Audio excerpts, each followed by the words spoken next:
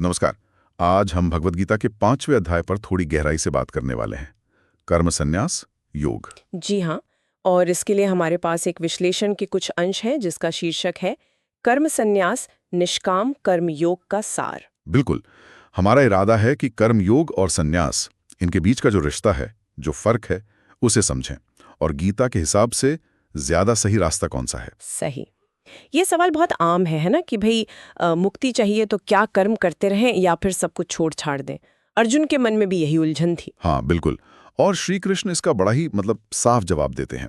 इस विश्लेषण में भी यही बात है कि कृष्ण कहते हैं, देखो, कर्म योग हो या कर्म संन्यास, दोनों ही आखिर में मोक्ष तक ले जाते हैं। बिल्कुल, परम मुक्ति, जन्म मृत्यु के चक्कर से बाहर। लेकिन फिर सवाल वही कि अगर मंजिल एक ही है तो क्या एक रास्ता दूसरे से बेहतर है। यहाँ विश्लेषण कहता है कि श्री कृष्ण व्यावहारिक तौर पर कर्मयोग को संन्यास से श्रेष्ठ मानते हैं। हाँ, ये बहुत महत्वपूर्ण बिंदु है, व्यावहारिकता के नजरिए से। दिलचस्प। तो ये श्रेष्ठता क्यों? क्या सिर्फ इसलिए कि कर्मयोग आसान है? आसानी एक बात है, पर शायद पूरी बात नहीं। जैसा स्रोत बताता है, कर्मयोग ज्यादा स्वाभाविक है। मतलब इंसान कर्म तो करता ही है ना, समाज कर्म पर ही चलता है। हाँ, ये तो है। और दूसरा, इसमें अहंकार का खतरा कम होता है। सब कुछ त्यागने में कभी कभी वो भाव आ जाता है ना, कि देखो मैंने कितना बड़ा त्याग किया। अच्छा, हाँ। वो खुद एक बंधन बन सकता है। बिल्कुल। तो कर्म करते हुए फल की इच्छा छोड़ना, वो शायद ज्यादा सहज है, ज्यादा प्रैक्टिकल है। समझ गया। तो मतलब ये हुआ कि असली सन्यासी वो नहीं जिसने काम करना छोड़ दिया, बल्कि वो है जो काम तो कर रहा है पर उसमें फंसा हुआ नहीं है। एकदम सही। स्रोत भी यही कहता है। सच्चा योगी या सन्यासी वो है जो न किसी से नफरत करे, न किसी चीज की इच्छा रखे। वो सुख, दुख, हानि, लाभ, इन सब द्वंद्वां से ऊपर उठ जाता है। और वो ये समझता है कि असल में मैं कुछ नहीं कर रहा, करता तो प्रकृति के गुण है, सत्व, रजस, तमस। आत्मा तो अकर्ता है। ये अकर्ता भाव और ये प्रकृति के गुण, ये थोड़ी गहरी बात है।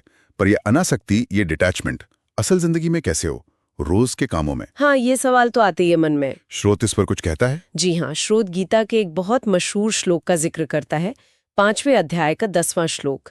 ब्रह्मण्याधाय कर्माणि संगम त्यक्त्वा करोति यः। हाँ, मैंने सुना है ये। लिप्यते न स पापेन पद्मपत्रमिवाम्भसा। बिल्कुल। मतलब जो अपने सारे काम ब्रह्म को अर्पण करके बिना किसी आसक्ति के करता है, वो पाप से वैसे ही दूर रहता है जैसे कमल का पत्ता पानी में रहकर भी गीला नहीं होता। कमल के पत्ते का उदाहरण क्या खूब है।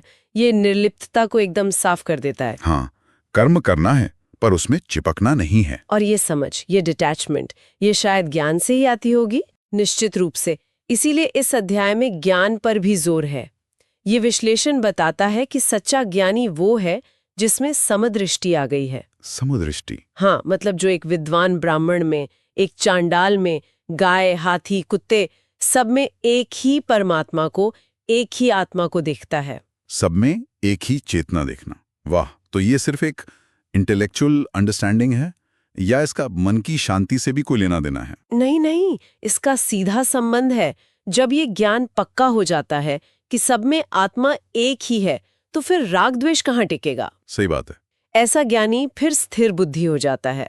कुछ अच्छा मिलने पर बहुत खुश नहीं होता, कुछ बुरा होने पर दुखी नहीं होता।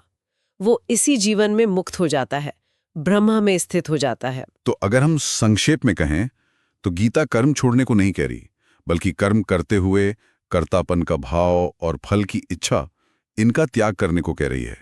यही कर्मयोग है। हाँ बिल्कुल, सार यही है। असली त्याग बाहर का नहीं, अंदर का है, आसक्ति का, अहंकार का। और कर्म योग इसीलिए व्यवहारिक है क्योंकि ये ज्यादा सहज है, समाज से जुड़े रहकर भी आध्यात्मिक तरक्की का रास्ता है। ज्ञानी समदृष्टि रखता है, कमल के पत्ते की तरह रहता है, अपने काम करता हुआ। बिल्कुल। बहुत गहरा विश्लेषण, और ये बातें आज भी उतनी ही जरूरी लगती हैं। यहीं पर हम अपने सुनने वालों के लिए एक विचार छोड़ सकते हैं। जरूर। सोचने वाली बात यह है कि आज की जो भागदौड़ वाली जिंदगी है, इसमें अपनी रोज की जिम्मेदारियां निभाते हुए गीता की एक कमल पत्र वाली अनासक्ति, ये डिटैचमेंट, इसको साधना कितना मुमकिन है। और अगर कोशिश करें तो हमारे अपने जीवन के लिए, हमारे मन की शांति के लिए इसके क्या मायने हो सकते हैं? इस पर जरूर सोचिएगा।